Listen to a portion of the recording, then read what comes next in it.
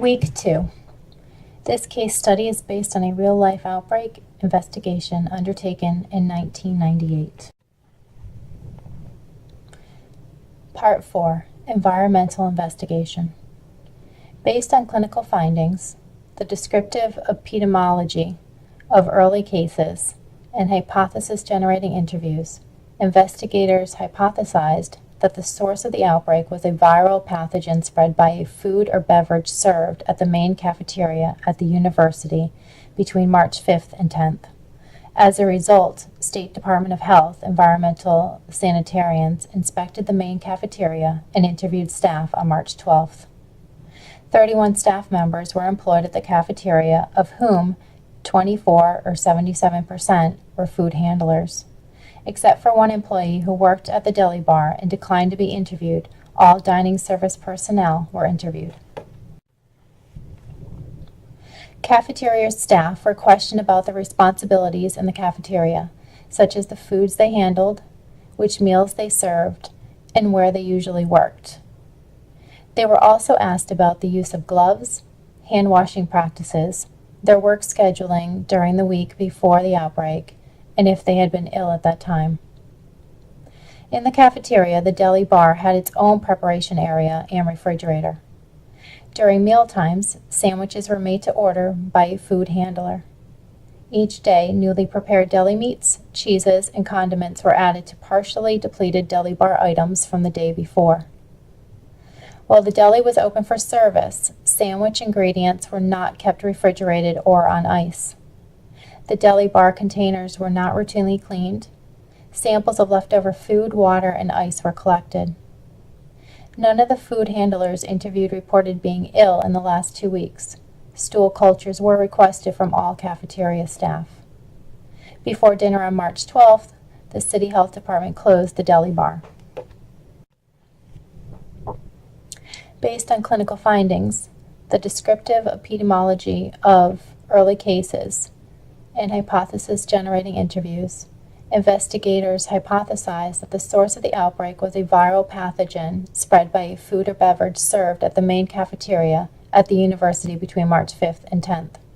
As a result, SDH environmental sanitarians inspected the main cafeteria and interviewed staff on March 12th. 31 staff members were employed at the cafeteria, of whom 24 or 77% were food handlers, except for one employee who worked at the deli bar and declined to be interviewed. All dining service personnel were interviewed.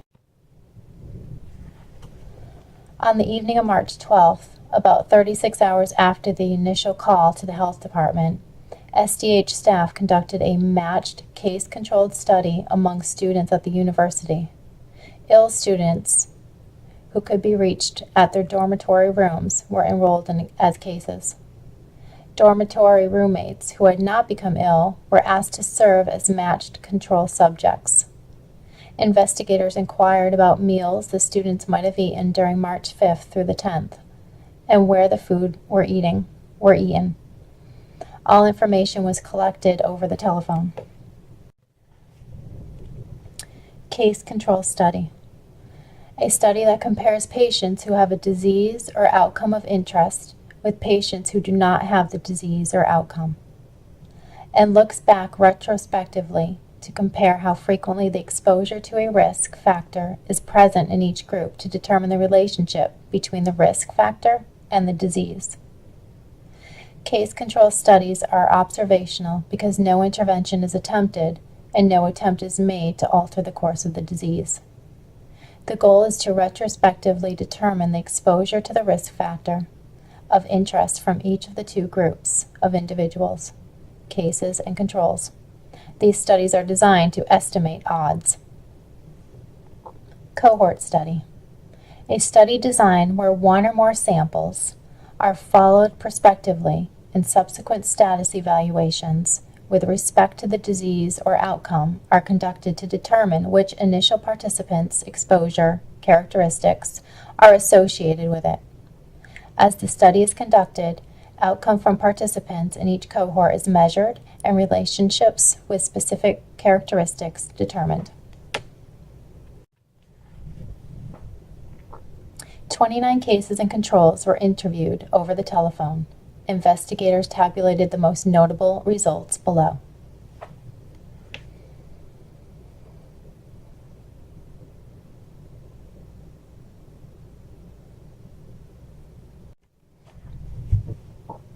Eating at the main cafeteria in general was not associated with illness.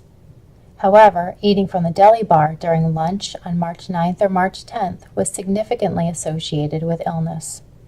Because such a small number of controls ate at the deli bar, individual food items from the deli bar could not be examined. By March 13th, 125 persons with vomiting or diarrhea had been reported to SDH. SDH invited staff from the Centers for Disease Control and Prevention to participate in the ongoing investigation. CDC staff suggested submission of fresh stool specimens from ill students for viral studies, including reverse transcriptase polymerase chain reaction. SDH and CDH staff decided to undertake an unmatched case control study to further explore the source of the outbreak. The case control study was undertaken among students who ate at the main cafeteria. A case was defined as vomiting or diarrhea, with onset on or after March 5, 1998, and a student who was a member of the university meal plan. Cases were selected from those reported to SDH by one of the local emergency rooms or the Student Health Center. Controls were students enrolled in the university meal plan who did not have nausea, vomiting, or diarrhea since March 5th. 40 cases were randomly selected from the 125 reported through March 13th. 106 controls were randomly selected from the university meal plan database. The investigators administered the study questionnaire by telephone from March 15th to the 23rd. Students selected for participation were called at their dormitory room or their home telephone numbers as recorded in university records. If the student was not present at either location, but information on his or her whereabouts was available, additional phone calls were made to contact the student. Students not reached during spring break were interviewed on their return to the university.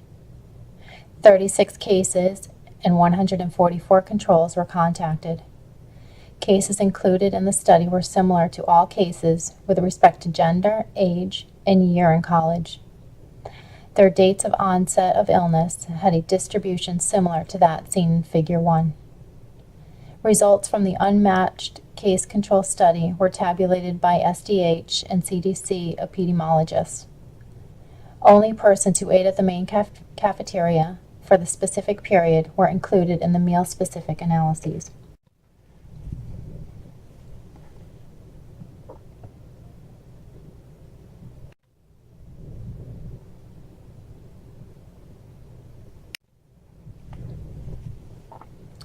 Water and ice samples obtained from the cafeteria on March 12th were negative for fecal coliforms. Stool cultures and rectal swabs from the 23 food handlers were negative for bacteria. The staff member who initially refused to be interviewed worked primarily at the deli bar. When she finally agreed to be interviewed on March 23rd, she reported slicing ham on March 9th for use at the deli bar during lunch and dinner that day, and lunch the following day. She also prepared and served sandwiches for these same meals. She reported that she had worn gloves while slicing the ham and while serving sandwiches at the deli bar. She denied any gastrointestinal illness during the outbreak period, but reported that her infant had been sick with watery diarrhea since March 7th, 2 days before she prepared items for the implicated meals. Because the food handler wore gloves during food preparation and serving, she did not feel that hand washing was an important activity. Of the 18 fresh stool specimens sent on ill students to CDC, 9 had evidence of Norwalk-like virus by RT-PCR. Of the 4 deli foods available from the implicated meals, only the ham sample from March 9th was positive by RT-PCR for the presence of NLV RNA. NLV was also detected by RT-PCR in a stool sample from the ill infant of the food handler who prepared the deli sandwiches on March 9th.